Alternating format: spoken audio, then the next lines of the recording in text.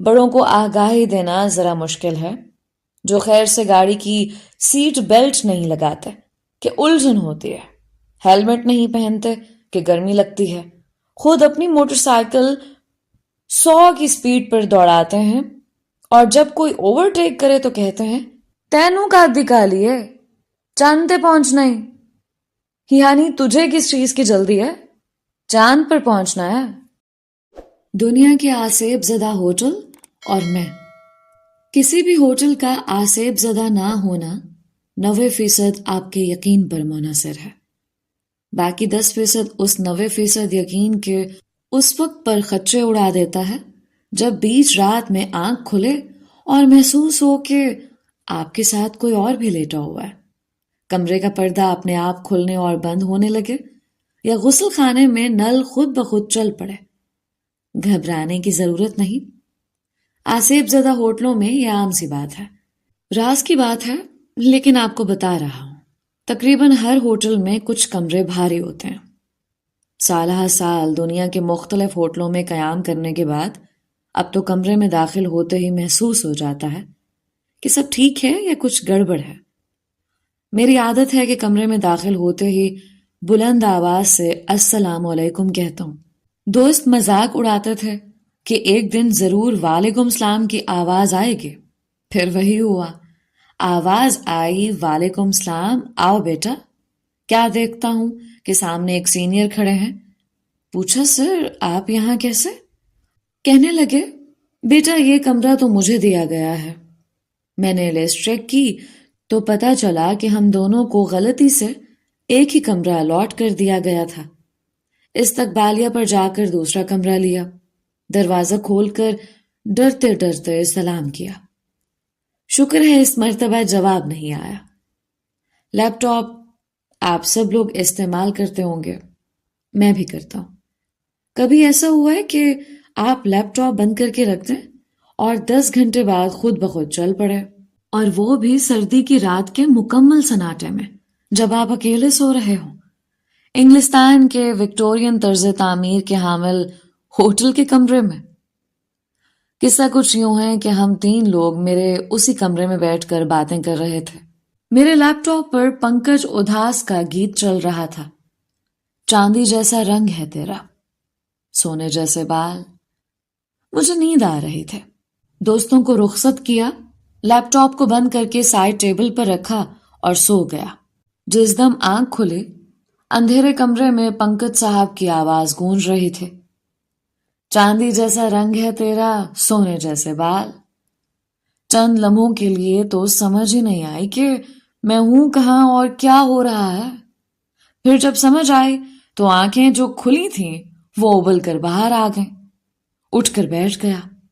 چونکہ گیت کی ریکارڈنگ لائیو تھی اس لیے سامعین کی واہ واہ کی آوازیں بھی آ رہی تھیں۔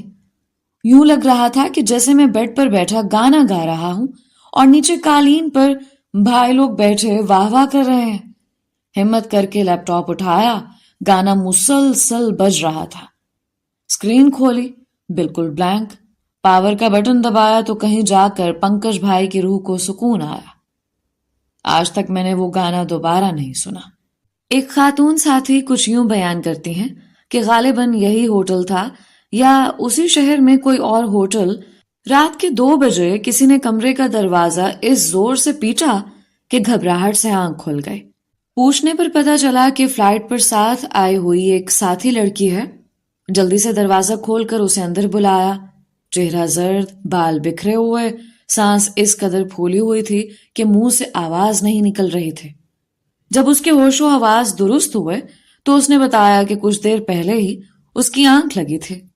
اچانک آنکھ کھلی اور محسوس ہوا کہ کمرے میں کوئی موجود ہے اور مجھے دیکھ رہا ہے۔ حالت یہ تھی کہ بالکل جم کر رہ گئی تھی، صرف آنکھیں حرکت کر رہی تھیں۔ کیا دیکھتی ہوں کہ ڈریسنگ ٹیبل کی کرسی کا رخ بیڈ کی طرف مڑ چکا ہے، جو کہ سوتے وقت شیشے کی طرف تھا، اور اس پر میرے مرحوم ماموں جان براجمان ہیں اور مجھ سے بات کر رہے ہیں، لیکن مجھے ان کی آواز نہیں آ رہی۔ بہت مشکل سے درود شریف اور آیت الکرسی پڑھتے ہوئے کمرے سے نکل پائے ہوں۔ آپ میں سے کافی لوگوں کو عموماً رات کو نیند کے درمیان ایسا محسوس ہوتا ہوگا کہ آپ کے سینے پر غیر معمولی دباؤ پڑ رہا ہے. اٹھنا چاہ رہے ہوتے ہیں لیکن اٹھ نہیں پاتے. منہ سے آواز نہیں نکل پاتی. بڑی جدوجہد کے بعد جب آپ اس حالت پر قابو پاتے ہیں تو آپ خوف کی ایک کیفیت میں گھر جاتے ہیں کہ اس کمرے میں جن بھوت ہیں. اگر تو آپ کو مکمل یقین ہے کہ یہ جن بھوت ہی ہیں اور آپ کی امی نے بھی آپ کو یہی بتایا ہے تو پھر کسی عامل بنگالی بابا سے رابطہ کریں، ورنہ حقیقت میں ایسا کچھ نہیں. اس صورتحال کو سلیپ پیرالیسس یا نائٹ ہیک کہا جاتا ہے، یعنی نیند کا فالج. اس کی مختلف وجوہات ہیں جن میں ڈپریشن، بے چینی، غیر معمولی جسمانی مشقت، بہت کم نیند لینا، بالکل سیدھا لیٹ کر سونا شامل ہے. مجھے اکثر فلائٹ کے بعد اس صورتحال سے گزرنا پڑتا ہے، خاص طور پر جب فلائٹ نہایت غیر انسانی وقت پر ہو، یعنی آدھی رات کو. چنانچہ کم نیند کا عنصر شامل ہو گیا. اس کے بعد آتی ہے غیر معمولی جسمانی مشقت. ہاں، دور کے ڈھول سہانے. اب کیا کیا بتاؤں آپ کو. اکثر تھکاوٹ کا یہ عالم ہوتا ہے کہ بستر پر کمر سیدھی کرتے ہی نیند آ لیتی ہے. چنانچہ یہ عناصر مل کر مجھے اور کافی دوسرے ساتھیوں کو سلیپ پیرالیسس جیسی صورتحال سے دوچار کر دیتے ہیں. اسپین جانے کا اتفاق ہوا. ہمارے بہت پیارے ساتھی شاہ جی بھی اسی پرواز پر ہم سفر تھے. شاہ جی کو روانگی سے قبل ہی پکی مخبری تھی کہ ہوٹل مکمل طور پر بھائی لوگوں کے قبضے میں ہے، یعنی کہ آسیب زدہ ہے. قرا میرے نام نکلا کہ یا تو شاہ جی کے ساتھ والا کمرہ میرا ہوگا یا پھر ہمارا قیام ایک ہی کمرے میں ہوگا. کمرہ تو شاہ جی کے ساتھ والا ہی تھا، لیکن انہوں نے مناسب سمجھا کہ دونوں بھائی ایک کمرے میں ہی سوتے ہیں تاکہ باوقت ضرورت ایک دوسرے کے کام آ سکیں. میں نے حامی بھر لی اور ان کو کمرے میں خوش آمدید کہا. بس غلطی یہ ہوئی کہ شاہ جی کو اپنی نیند کے فالج والی عادت کے بارے میں بتانا بھول گیا. میں جلدی سو گیا اور شاہ جی موبائل پر گیم کھیلنے لگے. تقریباً 20 منٹ بعد ہی وہ گھڑی آن پہنچی جس کا انتظار تھا. مجھ پر اس عفریت کا حملہ ہو گیا. میں دائیں بائیں سر ہلانے لگا، سانس پھولنے لگی اور جسم لرزنے لگا. کچھ لمحوں بعد جب میں اس کیفیت سے نکلا اور میرے حواس جگہ پر آئے تو میں نے شاہ جی کی طرف دیکھا. کیا دیکھتا ہوں کہ جو وہ گیم کھیل رہے تھے اس میں ان کا چانس یعنی کہ ہیرو مر چکا ہے. دونوں ہاتھ ابھی تک موبائل پر ہی ہیں، جسم ساکت ہے اور چہرے کے تاثرات ایسے ہیں جیسے کسی ایسی چیز سے دھوکہ کھایا ہو انہوں نے جو ان کو سمجھ بھی نہ آ رہی ہو. میں نے فوراً شاہ جی سے معذرت کی اور اس صورتحال کے بارے میں بتایا. کہنے لگے، خاور بھائی اے چنگی کی تھی تسی میرے نال، یعنی یہ اچھا کیا آپ نے میرے ساتھ. باقی کے 2 دن شاہ جی نے اس بارے میں مجھ سے کوئی بات نہیں کی. شاید وہ سمجھ رہے ہوں گے کہ میں انہی جنوں کا ساتھی بن گیا ہوں اور زیادہ بات کرنے پر برا نہ مان جاؤں. اسلام آباد کے ایک ہوٹل میں قیام تھا. چنگا بھلا پورا دن ہنسی خوشی گزرا، لیکن قدرت کو کچھ اور ہی منظور تھا. سلیپ پیرالیسس بچپن سے ہوتا آ رہا ہے، اس لیے یہ میرے لیے کوئی خاص بات نہیں. اس رات بھی یہی ہوا. جانے کب بیچ رات میں وہ کیفیت طاری ہو گئی. جب حواس قابو میں آئے تو دیکھا میں بیڈ پر بیٹھا ہوا ہوں، حالانکہ میں سیدھا لیٹ کر سویا تھا. کمرے کی لائٹ جل رہی تھی جو میں کبھی نہیں جلا کر سوتا. ابھی یہ صورتحال سمجھنے کی کوشش ہی کر رہا تھا کہ موبائل کے چارجر کی تار پر نظر پڑی جس کو سونے سے پہلے موبائل میں لگایا تھا، جو قالین پر پڑی تھے. تار اٹھانے کے لیے جھک کر ہاتھ بڑھایا تو تار آگے کو سرک گئی، بالکل کسی سانپ کی طرح. ابھی اس غیر معمولی بات پر خوف زدہ ہونے ہی لگا تھا کہ ٹوائلٹ کا دروازہ کھلنے اور بند ہونے کی آواز آئی. فوراً دروازے کی طرف لپکا تو اسے بند پایا، لیکن اسی لمحے کمرے کا دروازہ کھلنے اور بند ہونے کی آواز آئی. کمرے کے دروازے کے دستے پر جیسے ہی ہاتھ رکھا، کوئی چیز تیزی سے سرکتی ہوئی پاؤں کے اوپر سے گزری اور دروازے اور فرش کے درمیانی درز سے باہر نکلنے لگی، جس پر میں نے فوراً پاؤں دے مارا. فرش پر پاؤں مارنے سے ایک گونج سنائی دی اور میری آنکھ کھل گئی. मैं उसी तरह बिस्तर पर सीधा लेटा हुआ था। लाइट बंद थी, चार्जर की तार मोबाइल में लगी थे, दोनों दरवाजे भी बंद थे। आधी औरत और गुनगुनाती भूत बच्चे। कमजोर दिल खवातीन और हजरात इस तहरीर को जरूर पढ़ें। ऐसे वाकयात लिखने के बाद कुछ साथियों ने राब्ता किया और अपनी आप बीतियां सुनाई। अभी 2 दिन पहले जद्दा से वापसी पर धुंध की वजह से परवाज ताखीर का शिकार हो गई, और वाकई शिकार ही हुए। ऐसी के जद्दा होटल से निकलकर लाहौर घर पहुंचने तक 13 घंटे लग गए। दौराने परवाज एक साथी से बात हो रही थी कि कयाम कैसा रहा जद्दा में, तो कहने लगे, यार खावर, मुझे यहां रात में नींद नहीं आती, सारा दिन सोता हूं, बस रात को नहीं। वजह पूछी तो बताया कि बस दिल घबराता है, हुआ आज तक कुछ नहीं। इसी दौरान हमारी एक सीनियर साथी भी आ गई और फिर उनकी आप बीती शुरू हो गई। बेहतर होगा उन्हीं की जुबानी सुनी जाए।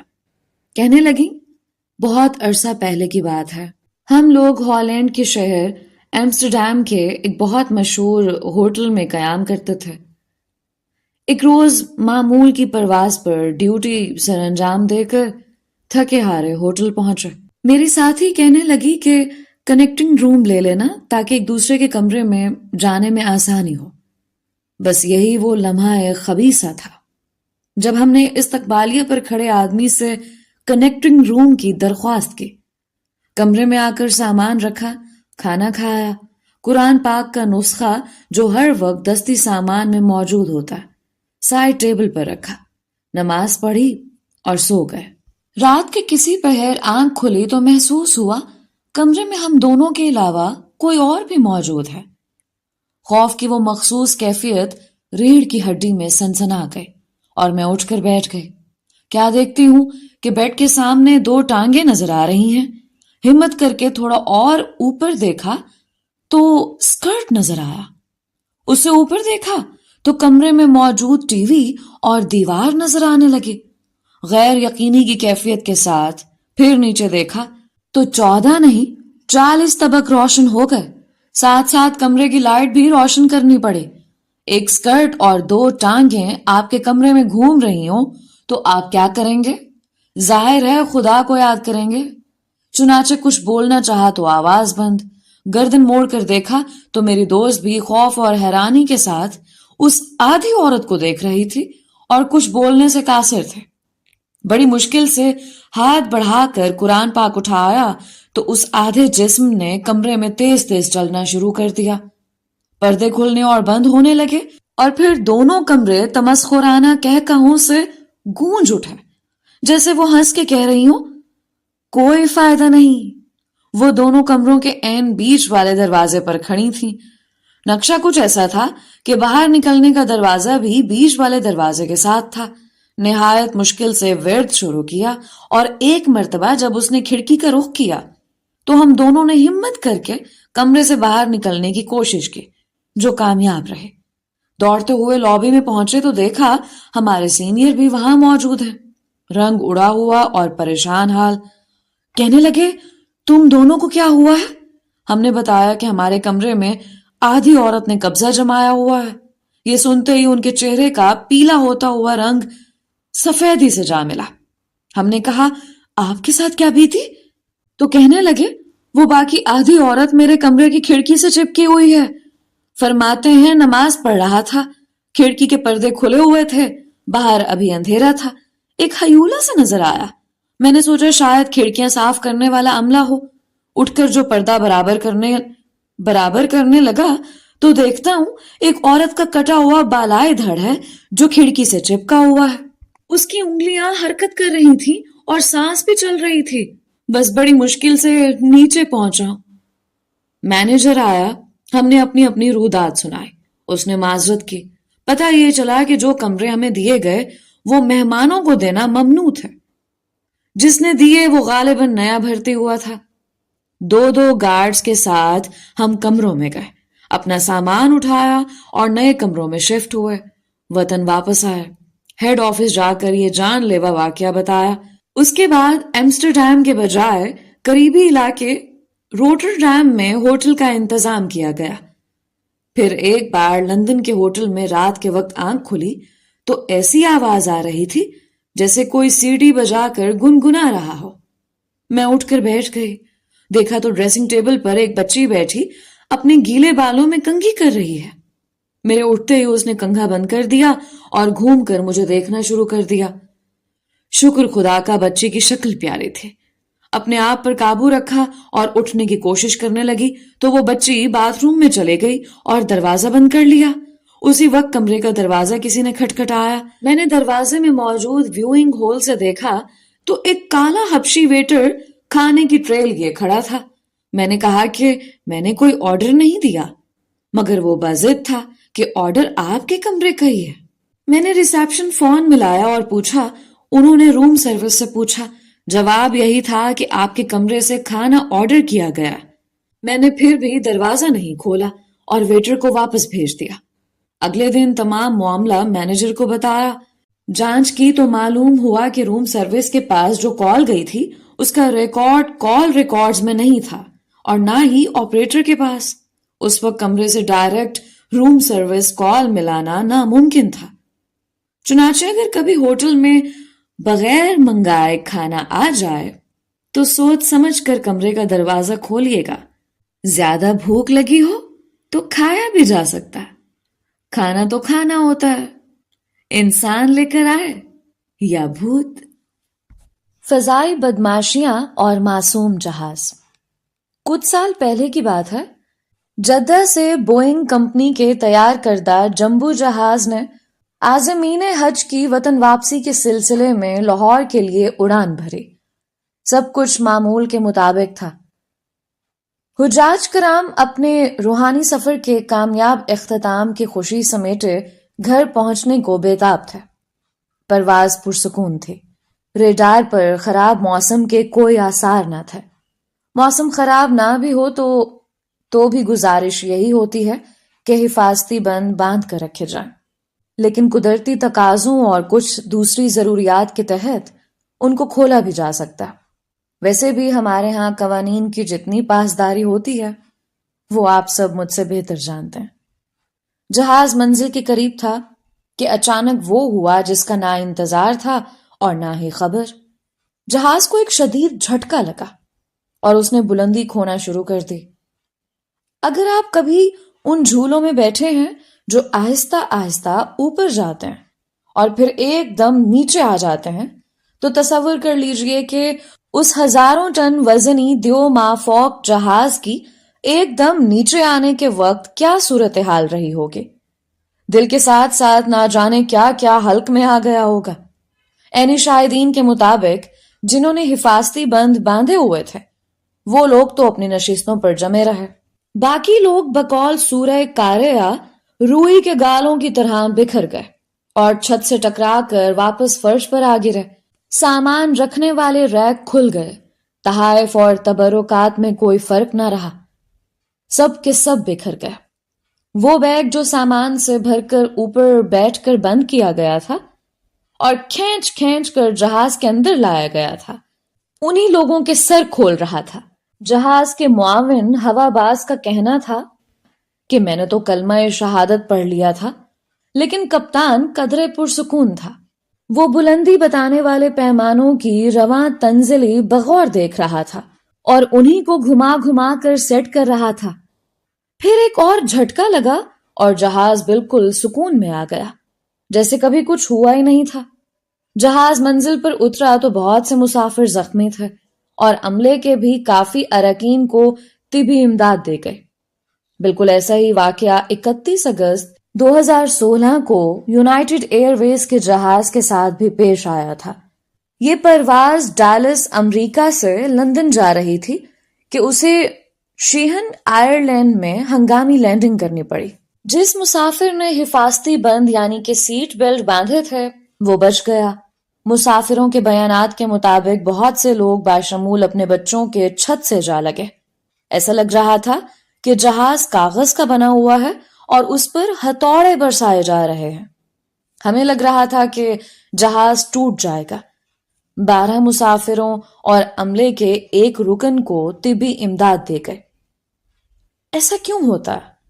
یہ اندیکھا انجانا موسم کیا چیز ہے جو سننے میں رومانوی لفظ ہے، لیکن 38,000 فٹ کی بلندی پر مل جائے تو محبوب کی بجائے جناب اسرائیل کی قدم بوسی کا شرف بخشنے پر تلا رہتا ہے۔ انگریزی زبان میں اسے کلیئر ایئر ٹربیولنس کہتے ہیں۔ اس کی پیش گوئی نہیں کی جا سکتی، یہ جہاز کے ریڈار پر بھی نہیں آتے۔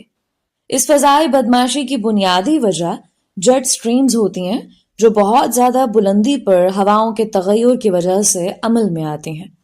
عام فہم زبان میں یوں سمجھ لیں کہ 30,000 فٹ سے لے کر 40,000 فٹ کی بلندی پر تیز ہواؤں کے نامعقول جتھے عمودی اور افقی یعنی کہ ورٹیکل اور ہاریزونٹل راستوں پر گشت کرتے پھرتے ہیں۔ بظاہر سب کچھ پرسکون نظر آ رہا ہوتا ہے، لیکن یہ شیطانی گھن چکر انہی فضاؤں میں مستور آپ کے ہزاروں ٹن وزنی معصوم جہازوں کی گھات لگائے بیٹھے ہوتے ہیں۔ اگر آپ کا جہاز ان کے گھیرے میں آ گیا ہے تو اس کی وجوہات یہ ہو سکتی ہیں: پہاڑی سلسلوں پر پرواز، سمندر پر پرواز جیسا کہ بحر اوقیانوس، سرد اور گرم موسم کے ملاپ سے پیدا ہونے والا تغیر، اور یہ بھی ہو سکتا ہے کہ آپ کے جہاز سے کچھ ہی منٹ پہلے کوئی اور پرواز وہاں سے گزری ہو۔ بچاؤ کی تدبیر یہی ہے کہ عملے کی ہدایات پر عمل کیا کریں۔ جب کہا جائے کہ نشست پر بیٹھے رہیں تو گواچی گاں یعنی کہ دا لاسٹ کو کی طرح گھومنے سے اجتناب کریں۔ حفاظتی بند ہمیشہ باندھ کر رکھیں۔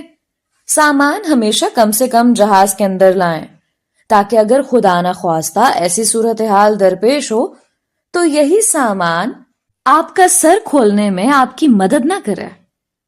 اب سفر کریں ذرا آپ کسی پرواز پر۔ خیر ایسی کوئی بات نہیں، یہ تحریر صرف آپ سب کو ڈرانے کے لیے ہی تھی۔ اللہ آپ کا حامی و ناصر ہو۔